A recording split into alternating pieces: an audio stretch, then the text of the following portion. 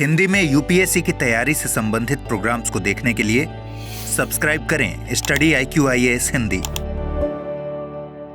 नमस्कार दोस्तों, मेरा नाम है Amarendra Pandey. Study IQ IAS Hindi channel में आपका स्वागत है। मैं उपस्थित हूं आप लोगों के लिए अनुच्छेदों की महत्वपूर्ण सीरीज लेके।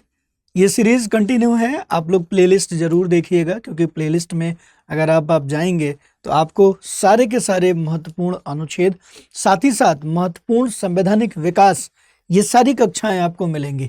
और अगर आप जल्दी क्विक रिवीजन में देखना चाहते हैं पॉलिटी को, तो ये क्लास आपके लिए बहुत ही उपयोगी हो सकती है। तो जुड़िए इस क्लास के साथ आप लोग, ठीक है। गुड मॉर्निंग, सुबह सवेरे आप लोगों का स्वागत है स्टडी IQ के इस हिंदी प्लेटफॉर्म पे। और ये कक्षा, ये चैनल आपके हिंदी छात्रों के लिए समर्पित चैनल है। तो मैं आपको इस चैनल पे आमंत्रित करता हूं, अगर आप नए हैं तो इस चैनल के साथ जुड़िए, इसको सब्सक्राइब करिए और क्लास को लाइक करना बिल्कुल भी मत भूलिएगा, क्योंकि क्लास बहुत ही महत्वपूर्ण होने वाली है आप लोगों की। क्लास शुरू करने से पहले मैं बता दूं कि ये जो कक्षा है, ये कक्षा पार्ट 2 है आर्टिकल 32 का, अर्थात अनुच्छेद 32 हम लोगों ने शुरुआत करी थी। और कल की कक्षा में हम लोगों ने अनुच्छेद 32 को देखा था, लेकिन हम लोग अनुच्छेद 32 में केवल एक रिट तक पहुंच पाए थे, और वो रिट थी हमारी बंदी प्रत्यक्षीकरण। तो आज की कक्षा में हम लोग बंदी प्रत्यक्षीकरण के बाद जो दूसरी रिट है अधिकार परीक्षा, वहाँ से पढ़ना आज हम लोग शुरू करने वाले हैं।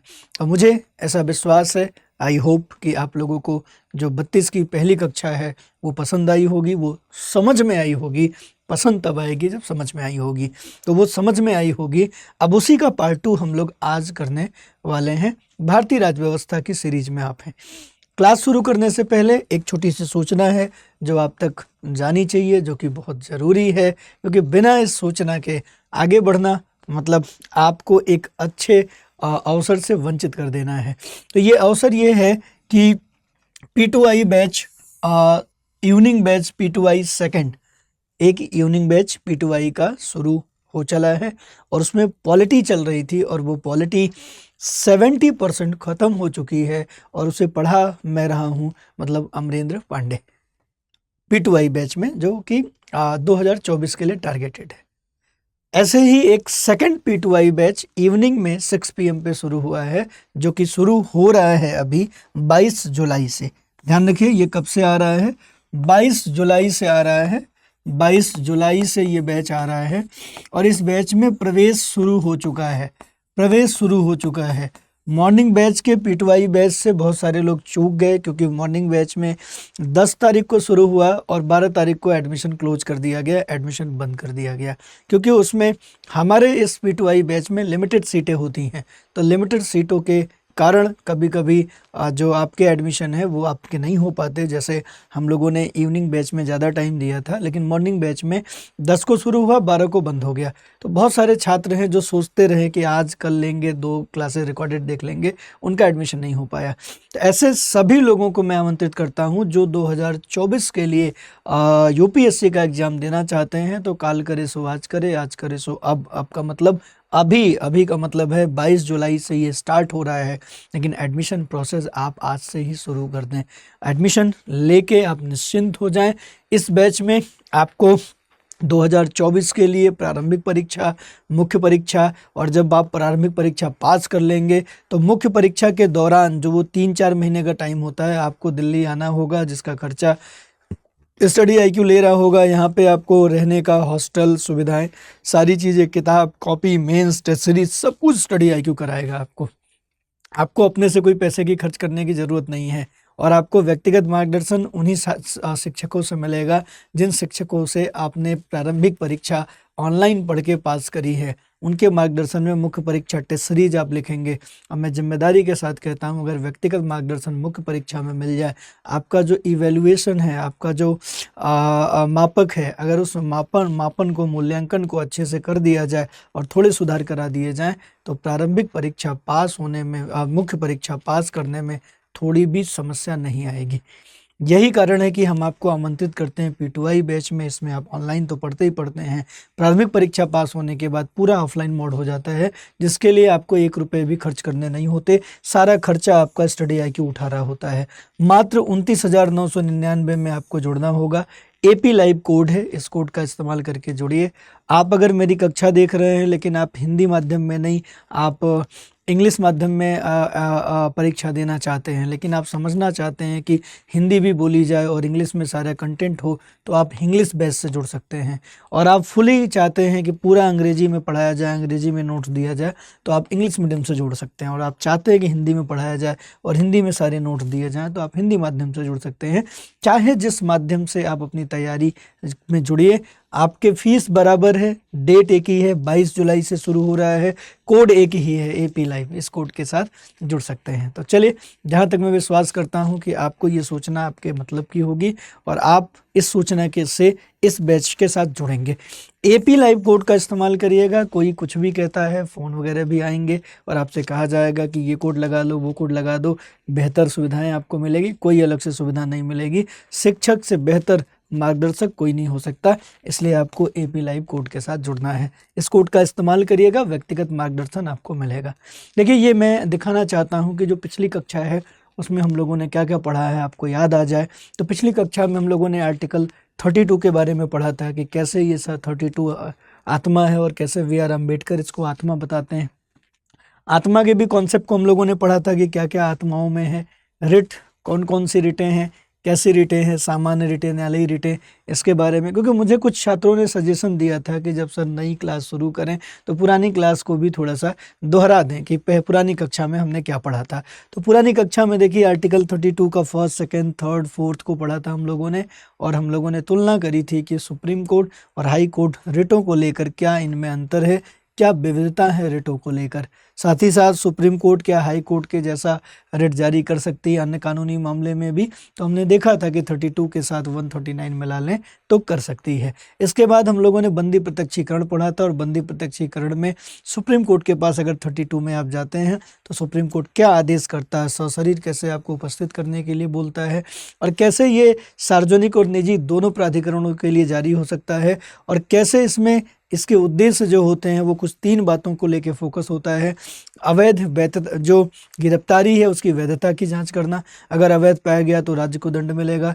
मनमाना निरोध न राज्य कर पाए उससे संरक्षा देना, और जो व्यक्तिगत स्वतंत्रता है उसको संरक्षा देना। ये 3 चीज़ें जो थी वो उद्देश्यों में महत्वपूर्ण बात थी।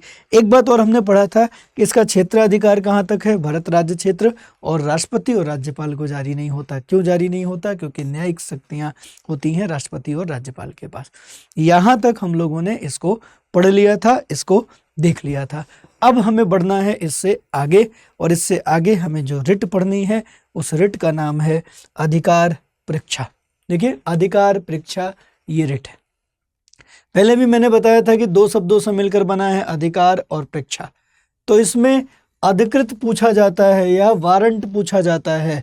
अधिकृत पूछा जाता है कि जिस भी व्यक्ति के द्वारा, जिस भी पदाधिकारी के द्वारा, जिस भी कार्यालय के द्वारा ये काम किया जा रहा है, क्या वो अपने अधिकार क्षेत्र के भीतर रह के काम कर रहा है या फिर अनधिकृत काम कर रहा है, अनाधिकार ग्रहण कर लिया है। मतलब एक SDM उस आदेश को जारी कर रहा है जो DM करता है।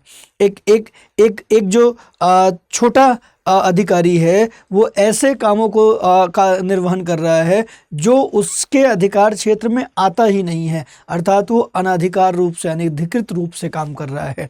तो जब अनऑथराइज्ड रूप से, जब कोई प्राधिकृत व्यक्ति अपने प्राधिकार क्षेत्र से बाहर जाके अनऑथराइज्ड रूप से, जिस काम के लिए वो अधिकृत है, ऑथराइज्ड है, उससे बाहर के काम को करता है, निर्वहन करता है, उससे किसी का मौलिक अधिकार प्रभावित होता है, तो ऐसे मामलों में न्यायालय ऐसे व्यक्ति या ऐसे लोक कार्यालय के अवैध अनाधिकार ग्रहण करने को रोकता है और उनसे ये पूछता है कि तुमको किसने अधिकृत किया, तुमको किसने ऑथराइज किया इस काम को करने के लिए जो तुम्हारे अधिकार क्षेत्र के अंतर्गत नहीं आता है। अर्थात कोई ऐसा काम जो CO कर सकता है उसको ACO कर दे, कोई ऐसा काम जिसे DM कर सकता है उसको SDM करे। तो SDM ने डीएम के क्षेत्रों का अनाधिकृत रूप से ग्रहण कर लिया। तो इस कार्य को रोकने के लिए, बहुत बार भ्रष्टाचार फैलाने के लिए, गलत निर्णय लेने के लिए, राजनीतिक पक्षपात करने के लिए ऐसे कृत्य किए जाते हैं अधिकारियों के द्वारा, राज्य के द्वारा। यदि ऐसा कृत्य किया जाता है तो ऐसे कार्यालय ने, कोई सरकारी कार्यालय ने किया तो उसके खिलाफ, कोई पदाधिकारी ने किया तो उसके खिलाफ जो रिट है वो जारी होती है न्यायालय के द्वारा, और उससे पूछा जाता है कि तुमको इस कार्य को करने के लिए किसने अधिकृत किया। तो ये होती है अधिकार परीक्षा। किसी भी व्यक्ति द्वारा मांग की जा सकती है, केवल व्यथित व्यक्ति के द्वारा ही नहीं। ऐसा नहीं है कि इस प्रकार की अधिकार परीक्षा की जो रिट है ये केवल वही व्यक्ति अधिकार परीक्षा रिट के लिए सुप्रीम कोर्ट या हाई कोर्ट जा सकता है। सुप्रीम कोर्ट या हाई कोर्ट केवल वही व्यक्ति जा सकता है जो व्यक्ति पीड़ित है, नहीं, कोई भी व्यक्ति, कोई तीसरा भी व्यक्ति अगर उसको लगता है कि किसी मामले में किसी का मौलिक अधिकार प्रभावित हो रहा है और वो इसलिए हो रहा है क्योंकि सरकारी पदाधिकारी अनाधिकृत रूप से काम कर रहा है या कोई कार्यालय अनाधिकृत रूप से आदेश पारित कर रहा है, तो ऐसे मामले में अधिकार परीक्षा रिट की मांग कोई आम व्यक्ति भी, कोई व्यथित व्यक्ति नहीं है, वो भी कर सकता है। और ऐसे मामले में जब न्यायालय रिट जारी करती है तो ये पूछती है कि तुम्हें इस काम को करने के लिए किसने अधिकृत किया। और अगर वो प्राधिकृत, अगर वो ऑथराइजेशन अवैध निकलता है, अनाधिकृत निकलता है, तो ऐसी स्थिति में राज्य को दंड मिलेगा। राज्य को क्या मिलेगा? दंड मिलेगा। यहाँ पर देखिए एक लिमिटेशंस है जो इस प्राधिकार या अधिकार परीक्षा की हैं। मंत्री स्तरीय कार्यालय या निजी कार्यालय के मामलों में जारी नहीं किया जा सकता। तो एक बात आप समझ गए हैं कि अधिकार परीक्षा केवल और केवल सरकारी व्यक्ति, सरकारी व्यक्ति मतलब सरकारी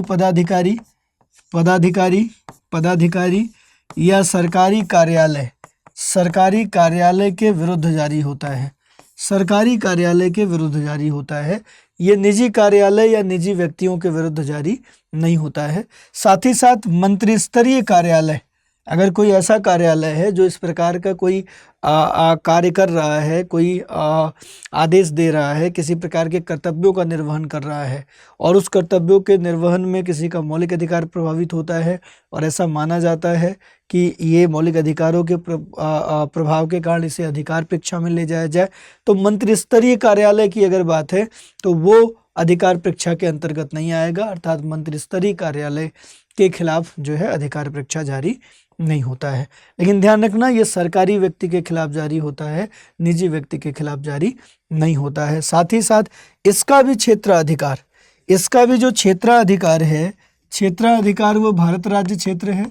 इसका भी जो क्षेत्राधिकार है, क्षेत्राधिकार वो भारत राज्य क्षेत्र है, भारत राज्य क्षेत्र है, राज्य क्षेत्र है।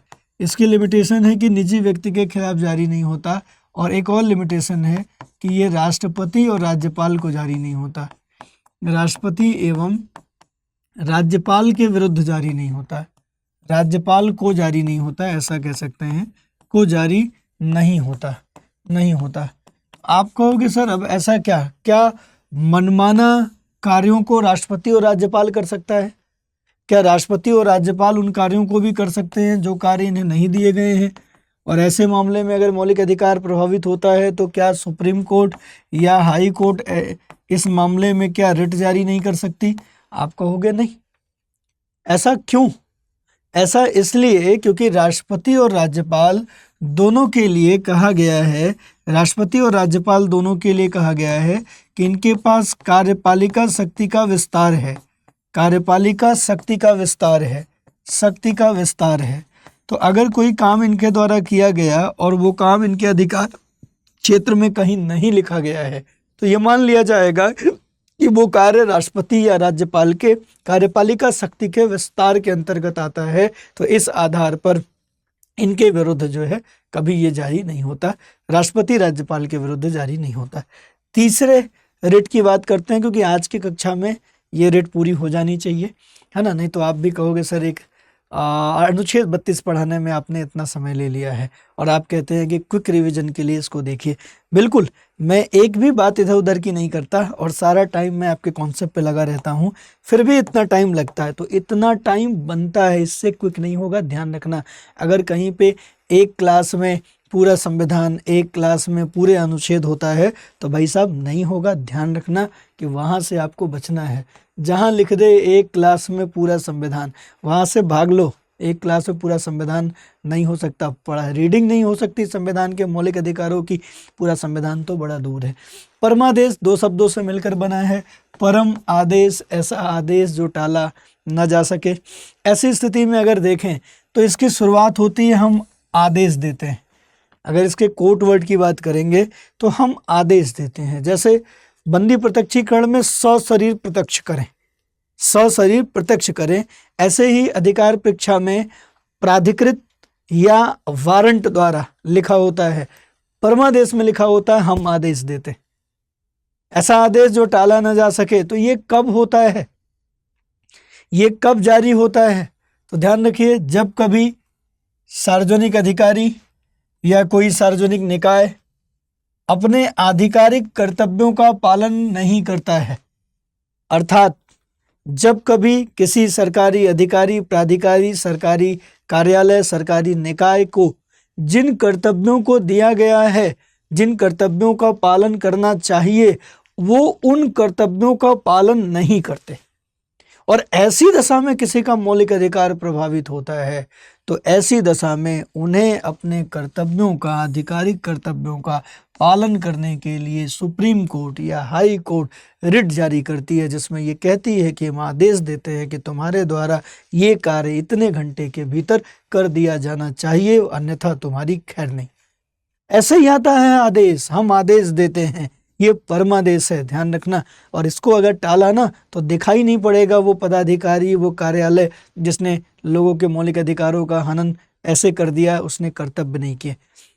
तो पहले वाले में कोई पदाधिकारी जो अपने अधिकार क्षेत्र से बाहर जाके काम कर रहा है उसके लिए है, और दूसरे वाले में जिनको कार्य दिया गया वो कार्य ही नहीं कर रहा। अब सोचो कि एक स्वास्थ्य अधिकारी का ये काम है कि लोगों को स्वास्थ्यगत सुविधाएं मिले, अब वो सारी स्वास्थ्यगत सुविधाओं को ठप करके, फोन बंद करके 2 दिन में घर पे सो रहा है, और ऐसी स्थिति में उस क्षेत्र के लोगों को जो स्वास्थ्यगत सुविधाएं चाहिए वो नहीं उपलब्ध हो रही, लोगों का प्राण प्रभावित हो रहा है।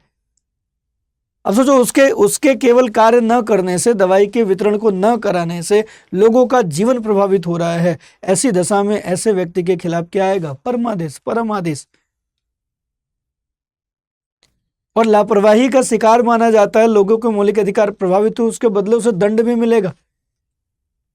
तो परमादेश एक ऐसा आदेश है जो जब कभी सरकारी पदाधिकारी, सरकारी कार्यालय, सरकारी निकाय अपने दिए गए कर्तव्यों का पालन नहीं कर रहे होते हैं, तो ऐसी दशा में इसे आधिकारिक कर्तव्यों का पालन कराने के लिए जारी किया जाता है।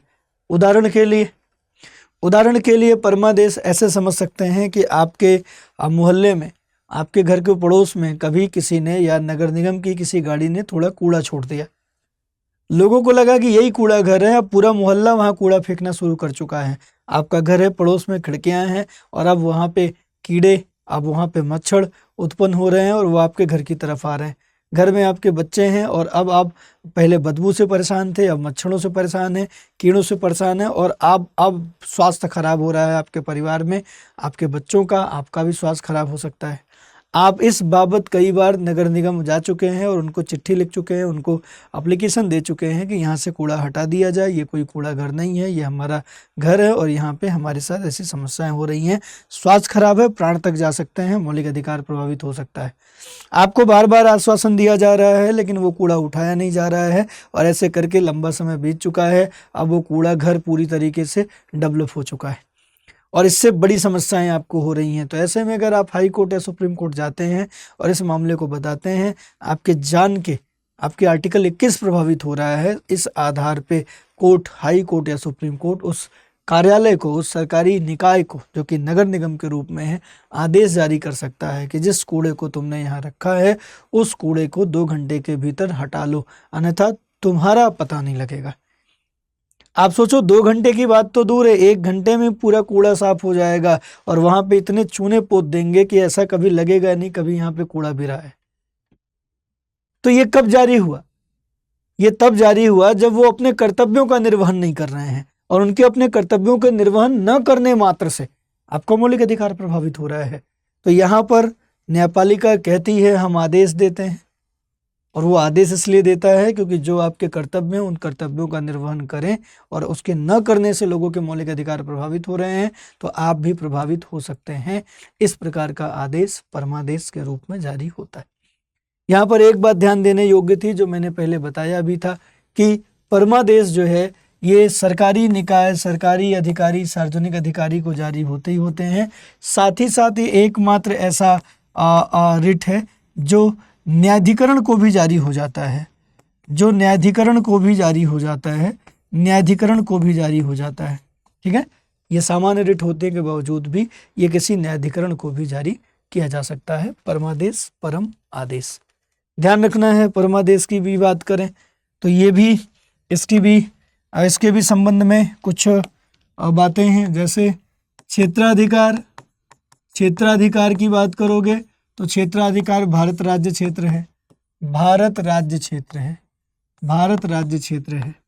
और परमादेश भी राष्ट्रपति राज्यपाल को नहीं जारी होता, राष्ट्रपति एवं राज्यपाल को नहीं जारी होता, राज्यपाल को नहीं जारी होता, राज्यपाल को नहीं जारी होता। देखिए, नहीं जारी होता। तो इसका क्या अर्थ है? राज्यपाल को नहीं जारी होता तो राष्ट्रपति राज्यपाल, मतलब अगर राष्ट्रपति राज्यपाल को जो काम दिए गए हैं अगर उस काम को राष्ट्रपति और राज्यपाल ना करें तो क्या उन्हें भी जारी नहीं होगा? क्या ऐसा नहीं माना जाएगा कि वो अपने कर्तव्यों का निर्वहन नहीं कर रहे हैं तो ये एक गलत बात है? नहीं, क्योंकि हमें ये पता है कि राष्ट्रपति राज्यपाल के कार्यों के लिए, राष्ट्रपति राज्यपाल के लिए ये लिखा गया है कि ये अपने अधिकारों का, अपनी शक्तियों का प्रयोग खुद या अपने अधीनस्थों के माध्यम से करते हैं। तो इन दोनों के लिए, इन दोनों के प्रत्येक कार्य के लिए कोई न कोई सबॉर्डिनेट, कोई न कोई अधीनस्थ, कोई न कोई सबॉर्डिनेट जो है वो जिम्मेदार होता है। अपने किसी काम के लिए राष्ट्रपति या राज्यपाल, अपने किसी भी काम के लिए राष्ट्रपति या राज्यपाल रिस्पॉन्सिबल नहीं होता है। प्रत्येक कार्य के लिए कोई न कोई सबॉर्डिनेट, कोई न कोई अधीनस्थ जिम्मेदार होता है। इसलिए अगर ऐसा काम नहीं भी होता है तो जो रिट जारी होगा वो किसी न किसी अधीनस्थ को जारी होगा, राष्ट्रपति और राज्यपाल को जारी नहीं होगा। तो आप भी कहोगे सर कमाल ही था, ये तो राष्ट्रपति राज्यपाल के बारे में तीनों रिटें नहीं जारी हो रही, और तीनों रिटें नहीं जारी हो रही तो इसके बाद तो बात आ जाती है अब न्यायालयी रिटों की। अब बात आ जाती है न्यायालयी रिटों की। अब हम बात करेंगे उत्प्रेषण की। उत्प्रेषण भी 2 शब्दों से बना हुआ है, ऊपर भेजो। तो ऊपर भेजो का मतलब होता है प्रमाणित होना या सूचित करना। यहाँ पर प्रमाणित होना या सूचित करना, तो सूचित करने वाले शब्द को रखेंगे। यहाँ पर क्या होता है कि कोई भी ऐसा मामला, जिन मामलों पे ऐसा लगता है कि जिस न्यायालय में वो मामला है उस मामले को वो न्यायालय ठीक से हैंडल नहीं कर सकता, ठीक से संभाल नहीं सकता, उस मामले पे न्यायालय जो है ठीक से आकलन नहीं कर पा रहा है, उस मामले को ठीक से समझ नहीं पा रहा है, तो ऐसे में उस मामले पे न्याय नहीं हो सकता। इसलिए जो अपर कोर्ट होगा, उच्च न्यायालय, यहाँ उच्च न्यायालय का मतलब अपर कोर्ट है। जैसे सुप्रीम कोर्ट जो है, सुप्रीम कोर्ट उच्च न्यायालय है हाई कोर्ट का, अपर कोर्ट का, और हाई कोर्ट उच्च न्यायालय है लोअर कोर्ट का या डिस्ट्रिक्ट कोर्ट का, डिस्ट्रिक्ट कोर्ट का। तो यहाँ पर ये उच्च न्यायालय है, ये भी उच्च न्यायालय है, ठीक है, ये अधीनस्थ न्यायालय है। सुप्रीम कोर्ट का लोअर न्यायालय, अधीनस्थ न्यायालय हाई कोर्ट है, और हाई कोर्ट का अधीनस्थ न्यायालय जो है वो लोअर कोर्ट है, लोअर कोर्ट है। तो इसमें जो भी अपर कोर्ट है, जो भी उच्च न्यायालय है, उसे ये लगता है कि हमारे अधीनस्थ जो न्यायालय है वो उस पर ठीक से न्याय नहीं कर सकता, वो मामले को ठीक से समझ नहीं सकता, या मामले का पूरा निर्णय करने की क्षमता उसके भीतर नहीं है।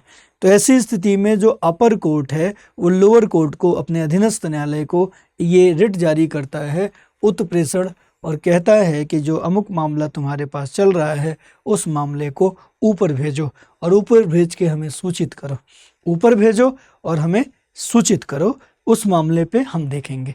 तो जब कोई मामला लोअर कोर्ट से हाई कोर्ट के लिए बुलाया जाता है और इस आधार पर कि उस मामले पे वो निर्णय करने में सक्षम नहीं है, तो ऐसी रिट को उत्प्रेषण रिट कहा जाता है। ऐसे रिट को उत्प्रेषण कहते हैं, क्योंकि न्याय न होना भी मूल अधिकारों का हनन है।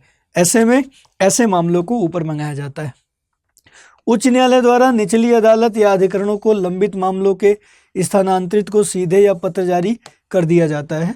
कोई भी मामला जो लोअर कोर्ट में चल रहा है, ध्यान रखिए, है ना, उसे ऊपर मंगाना। लंबित मामला या कोई न्यायाधिकरण है, उसके पास मामला है, पता लगा कि न्यायाधिकरण उस पर न्याय करने की स्थिति में नहीं है, सक्षम नहीं है, उसके लिए बड़े विशेषज्ञ लोग चाहिए। न्यायाधिकरण में जो मामले होते हैं वो केवल न्यायिक विशेषज्ञता के लोग नहीं होते हैं, तो उन मामलों को अपने यहाँ बुला देना उत्प्रेषण कहलाता है। गैर उपलब्धता क्या है? गैर उपलब्धता ये है कि विधायी निकायों और निजी व्यक्तियों या निकायों के खिलाफ ये जारी नहीं होता।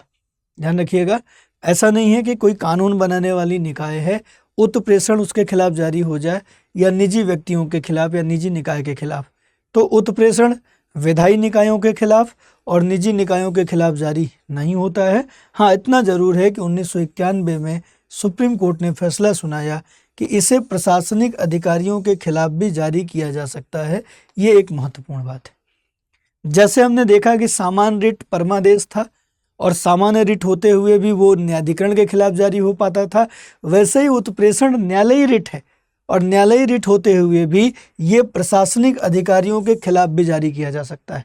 अब कोई प्रशासनिक अधिकारी, हमारे यहाँ बड़े प्रशासनिक अधिकारी हैं जिनके पास कुछ न्यायिक अधिकार भी होते हैं, जैसे तहसीलदार की बात कर लें, एसडीएम की बात कर लें, डीएम की बात कर लें, ये प्रशासनिक अधिकारी हैं, बावजूद इनके पास न्यायिक शक्तियाँ। ऐसी स्थिति में इनके द्वारा अगर कोई ऐसा काम किया जा रहा है, कोई मामला लंबित रखा गया, पेंडिंग रखा गया और उस पर न्याय नहीं सुनाया जा रहा है, तो ऐसी स्थिति में ये डीएम के खिलाफ, एसडीएम के खिलाफ, तहसीलदार के खिलाफ, ऐसे प्रशासनिक अधिकारियों के खिलाफ भी जारी किया जा सकता है। और ये नहीं कहा जाएगा कि वो न्यायालय नहीं है, इसलिए उनको ये जारी नहीं किया जाएगा। कोई भी डीएम, एसडीएम ऐसे मामले हैं लंबित, उसको सीधे अपर कोर्ट, हाई कोर्ट उसको अपने पास बुला के उस पर फैसला कर सकता है। तो ये है उत्प्रेषण, ऊपर बुलाने की स्थिति। कोई भी ऐसा मामला जिसपे ठीक निचली अदालतों पे काम नहीं हो पाएगा, या ऊपर कोर्ट को लगता है कि ये काम कर सकते थे, काम कर नहीं रहे, इसे जल्दी निपटाने की ज़रूरत है, तो अपर कोर्ट अपने पास बुला लेता है और उसको निपटा देता है। यहाँ पे अपर कोर्ट का मतलब है ऊपर वाला न्यायालय, जैसे सुप्रीम कोर्ट अपर कोर्ट है हाई कोर्ट का। तो हाई कोर्ट में कोई मामला है और सुप्रीम कोर्ट को लगता है कि इस मामले पे हाई कोर्ट ठीक निर्णय नहीं कर सकता, तो सुप्रीम कोर्ट हाई कोर्ट से मामला मंगा लेता है। तो इसके मंगाने की जो प्रक्रिया है उसे उत्प्रेषण कहा जाता है, उसे उत्प्रेषण रिट द्वारा मंगाया जाता है। ये है आपका उत्प्रेषण। इसके बाद अगली रिट की बात करें, प्रतिषेध। इसको सर्सियरी के नाम से जानते हैं और इसका अर्थ होता है वर्जित करना या रोकना। इसका अर्थ होता है वर्जित करना या रोकना। ऐसे मामले जो किसी न्याय क्षेत्र के अंतर्गत नहीं आते हैं, बावजूद ऐसा लगता है कि उन मामलों को वो न्यायालय ले सकते हैं, तो ऐसी स्थिति में ऐसे बड़े मामलों को लोअर कोर्ट को लेने से रोकने के लिए ये आदेश जारी किया जा सकता है कि ऐसे मामलों पे लोअर कोर्ट किसी भी प्रकार की कोई सुनवाई नहीं करेगा, अर्थात वो उस मामले को लेगा ही नहीं। तो ऐसे मामलों को रोकने के लिए वर्जित करना या रोकना जैसे शब्द का उपयोग किया जाता है। इसमें उच्च न्यायालय द्वारा अधीनस्थ न्यायालय को अपने न्याय क्षेत्र से उच्च न्यायिक कार्यों को रोकने से के लिए जारी किया जा सकता है। अर्थात कोई भी ऐसा मामला जो लोअर कोर्टों के बस की बात नहीं है, कोई भी ऐसा बड़ा मामला, वो चाहे आजकल रोजगार से संबंधित देख लो या मान लो यूपीएससी यूपीपीसीएस के बहुत सारे मामले हम लोग देखते हैं कोर्ट में जाता है। अब यूपीपीसीएस से रिलेटेड कोई मामला ऐसा है प्रश्नों की प्रकृति को लेके, अब उसका मामला आप अपने यहाँ जिला न्यायालय में दर्ज करा दो कि ये सवाल पूछा गया, इसमें 3 सवाल गलत पूछे गए, तो उससे क्या फ़ायदा होगा, क्योंकि पता है कि इस मामले पे वो विचार नहीं कर सकती। तो ऐसे मामले पे जो हाई कोर्ट है, अगर ऐसे मामले दर्ज भी किए जाते हैं तो हाई कोर्ट पहले एक आदेश जारी कर देगा कि इस तरीके के मामले को लोअर कोर्ट जो है वो ले ही ना, मतलब उनको अगर याचिका दायर भी की जाती है तो उस याचिका को न लें, क्योंकि वो उनके अधिकार क्षेत्र के अंतर्गत नहीं आता। उस पर मामला जब भी कुछ हो पाएगा तो वो हाई कोर्ट से हो पाएगा, सुप्रीम कोर्ट पे हो पाएगा। तो ऐसे मामले जो निचली अदालतों के अधिकार क्षेत्र में नहीं आता है, तो ऐसे मामले निचली अदालतों के द्वारा ले ही न जाएं। ऐसे मामलों के लिए एक प्रतिषेध वर्जित करना, रोकने संबंधी रिट जारी होता है और उसमें कहा जाता है कि अमुक मामला या अमुक से संबंधित मामला अगर किसी कोर्ट में आता है तो वो कोर्ट उस पर कोई सुनवाई न करे, उस पर कोई विचार न करे, उसको ले ही ना, उस पर कोई विचार न करे। और अगर कुछ कोर्टों ने उस मामले पे केस ले लिया है तो आज के आज उसको वहीं बंद कर दे, ऊपर भी नहीं भेजे, उसको वहीं बंद कर दे। इसको कहते हैं वर्जित करना, इसको कहते हैं प्रतिषेध। भोपाल गैस कांड के संबंध में ऐसा देखने को मिला भी था। भोपाल गैस कांड के संबंध में जो लोग प्रभावित हुए वो सब अपने अपने राज्यों में जाके अपने अपने जिलों में उन्होंने कंपनी के खिलाफ मुकदमा किया।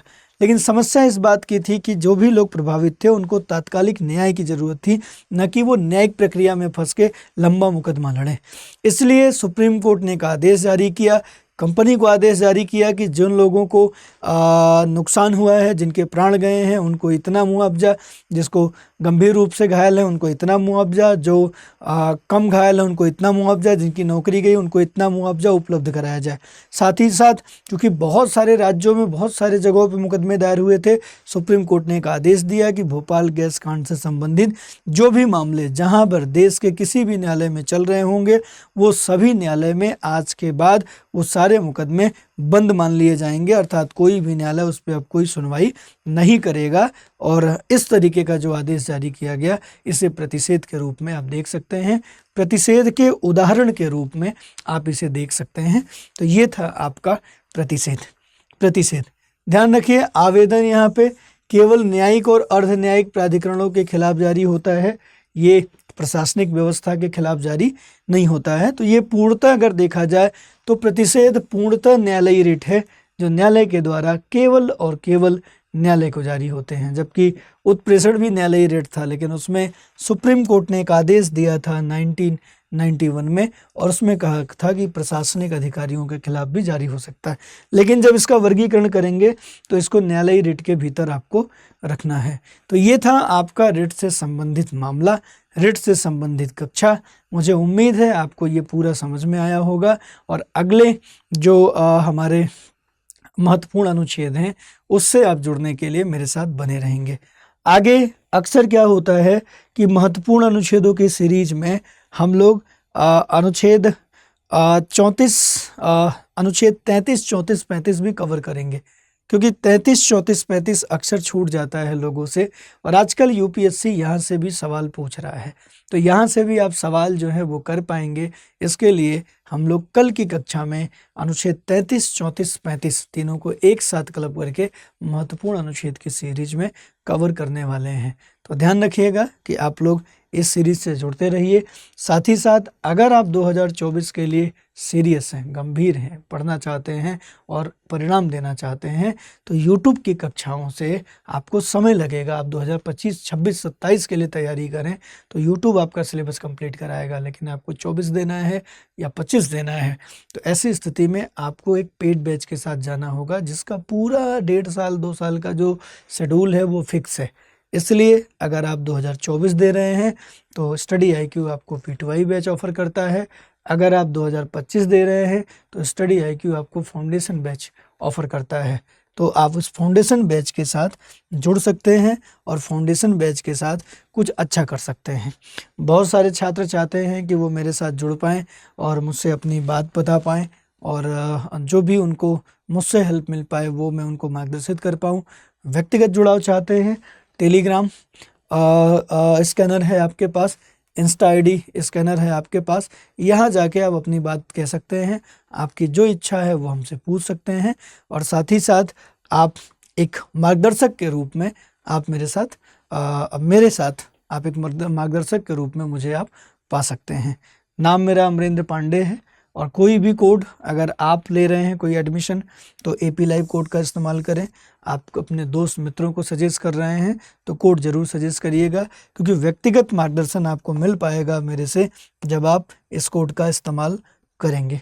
क्योंकि इससे हमारी क्रेडेंशियल जुड़ा है, तो हम प्रयास करेंगे कि आपके ज़्यादा से ज़्यादा आपको मार्गदर्शित कर पाएँ।